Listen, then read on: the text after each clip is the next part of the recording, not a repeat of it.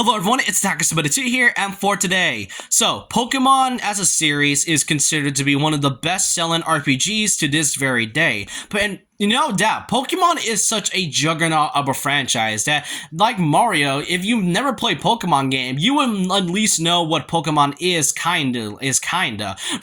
You pretty much see a lot of things Pokemon related nowadays, going from the merchandise, the trading cards, the anime itself, and most notably, the games. One of the most considerably well-made games out there was by far Pokemon Black and White. And the thing that many I've seen to this day are asking for remakes of Black and White. You will never see a franchise and a series more than Pokemon having fans ask for remakes more than this one. And to be fair, I don't mind that. Pokemon Black and White is considered to be one of the most best-selling games out there because when the game first came out, it had a pretty great story and some brand new Pokemon, like a lot of new Pokemon that makes it even better.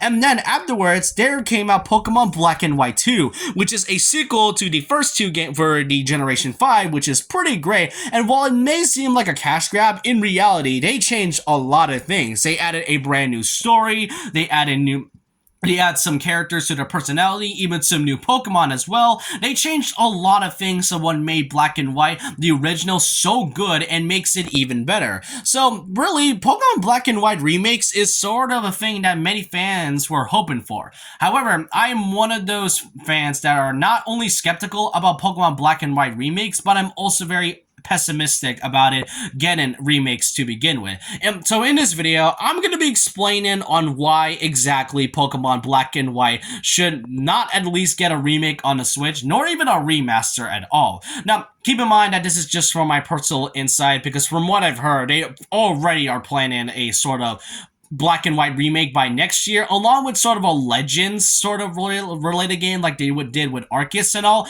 And the thing that makes Pokemon Black and White so good is obviously from the story and the amount of new Pokemon in it. Now, why exactly am I very skeptical about Black and White getting remade at all? Well, simply put, this specific game, Pokemon Brilliant Diamond and Shining Pearl. Now, like I said, Pokemon is one of the few series where many fans have been asking for remakes, most notably Brilliant Diamond and Shining Pearl. When Soul Silver and Heart Gold came out, this game was phenomenally loved by fans because, well, it was a good remake, and not just that, Omega Ruby and Alpha Sapphire came out for the 3DS of over a decade ago, and that was also pretty good as well. It gave new forms to Groudon and Kyogre, the game's legendaries, remade and redesigned a few notable characters, and many were at least hoping for Brilliant Diamond and Pearl to at least get sort of the same treatment like they did with Heart Gold and Soul Silver and the Generation 3 remakes. Unfortunately, when the game came out, it was nothing more than a massive disappointment. Because when Brilliant Diamond and Shining Pearl fully came out, I pretty much played it, the entirety of it, and was left very disappointed of its results. Now, what was the glaring issue of Brilliant Diamond and Shining Pearl's entirety of a remake? Well, first of all, it's not even a remake. The thing that makes a remake different is that they visualize basically everything while changing a lot of things to keep the game more refreshing. Final Fantasy VII is considered to be one of the best remakes because not only did it remade a lot of things that made the Final Fantasy VII game so good, but it also kept the story and elements that the original game kept while also keeping the game even more refreshing. That could be the same thing with the Thousand Year Door remake, which will be coming out on the Nintendo Switch by next year. Pokemon Brilliant Diamond and Shining Pearl isn't that, because all they basically did was update the graphics visually and nothing else. Now, first of all, is that if you notice the art style with the chibi form going into full-on 3D, the art style was made and developed by Ilka. And for those who don't know who Ilka is, these are the same developers that were also, well, the same ones that developed Let's Go Eevee and Pikachu. And yeah, well, it was sort of an accepting thing since it was pretty much Pokemon series, like it was pretty much the first time Pokemon has ever gone into a mainline console game in terms of it, and this one just being a third iteration remake of the first generation of Pokemon games. It was kind of an exception since it was sort of building up to the next generation of Pokemon games.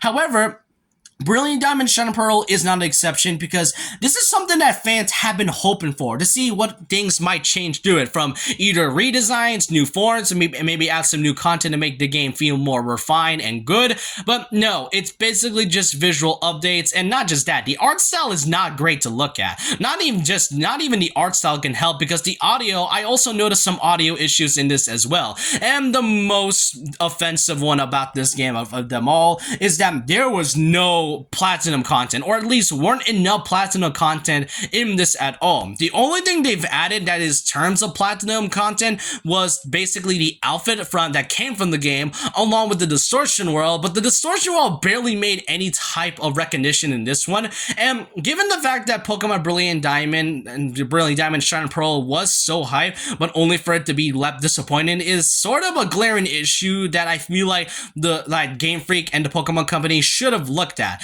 And not only that, I mean, if they decided to put both of these stories together, that would have honestly helped this a lot. But unfortunately, that wasn't the case. Not only that, the game was also sort of dead for a while. That's because during the year of 2022, that game, there barely had any Pokemon Home compatibility, and it took a while for it to come out. If I recall, I think it came out at around, was it at around May or June of 2022? That was 6 months, or like 5 to 6 months after Brilliant Diamond and Shining Pearl came out, and it finally eventually added Pokemon Home compatibility along with Arceus, but that was because that came out a few months before Pokemon Home was compatible for those games. But it can't be that bad, but that's already an issue from the fact that not only was a remake, isn't even considered a remake, but it's the fact that the Pokemon Home compatibility took quite a while, that the game was considered dead at this point.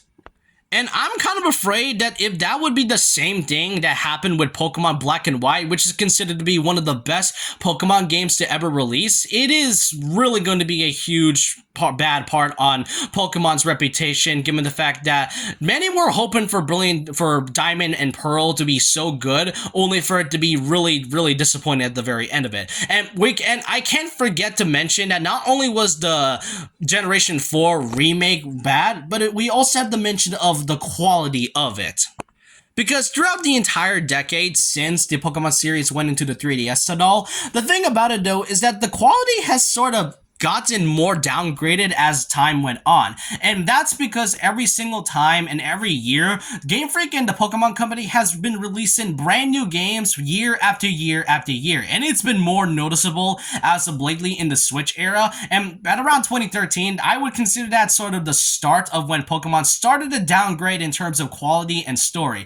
But the most notable part was Pokemon Sword and Shield. Not only was the story really terrible, but the quality of the game was not good. It had some models that looked like it came from either the GameCube or the N64, and that's already considered bad because, let's be honest, the Switch is like a current gen console, and the Switch is also the same game that handles games like Xenoblade Chronicles, which despite it being a huge open world game, it had a lot of content and can handle it very well. Pokemon Sword and Shield can run pretty well, but it wasn't really great in hindsight. That can be the same with Pokemon Scarlet and Violet, which is a shame because that game came out last year, which was also the same year as Pokemon Legends Arceus. The thing that made Pokemon Scarlet and Violet already weird and pretty off to begin with was because the quality was even worse. The game sometimes tend to crash. Some people saw some hilariously but really terrible glitches, and at one point when I was playing Scarlet and Violet during my playthrough, it crashed on me. I'm not joking. It legit crashed, and I was only like 10 hours into the game. That can't be good, especially when it runs on a current gen console. So you already see my glaring point about this. Pokemon Black and White could never be remade currently because of what's been going on recently. Brilliant Diamond and Shining Pearl was a remake that many at least were hoping for it to be good, only for it to be disappointed by the lack of any good new content and the fact that the quality has gotten pretty worse during the Switch era when it comes to the series. So how are they going to fix that? Well, simply put, make a game that is sort of very similar to Pokemon Legends Arceus. Like I said, Legends Arceus is pretty much done dirty because that was the same year when it came out. Scarlet and Violet was already being released by that time. Why do you think many were hoping for at least Kyurem to have at least to get the whole Legends treatment? Because it would give a past version of what Unova was like, and it would pretty much give hindsight and some more details of what Kyurem was like. From what I remember, the lore was basically about a dragon that got split into 3 characters, being Zekrom, Reshiram, and Kyurem. And we don't really know what the dragon is all about, so why do you think many were hoping for Pokemon Legends Kyurem to be a thing? Because with Arceus, it gave some hindsight of how Sinnoh came to be. And unfortunately, for those who may not know, but spoiler alert, apparently the Indigo Disc is actually taken up somewhere near Unova, which kind of pretty much gives the point that Unova could be leading into Legends Kyurem to happen. I really hope Legends Kyurem would happen rather than the black and white remakes, because you've seen what they did with BDSP. It was already terrible enough, but imagine doing that same treatment to Generation 5. That would not be a good thing to the series, and even Generation 5 itself, which, you know, if they decide to release Legends Kyurem next year, I would definitely buy that day one, because that would be a better option than the Generation 5 remakes. But I want to know your thoughts and opinions down below about this. What do y'all think of Pokemon Black and White getting remade? Do you think it's a good idea or a bad idea? I really hope they don't do that, because otherwise, as I've stated, yeah, I don't really think I want to repeat myself, but let me know your thoughts and opinions down below about this. And so with that, leave a like, comment, subscribe, hit the notification bell for more videos, follow my Twitter, and I'll see you guys next time. And remember this, once a legend, always a legend.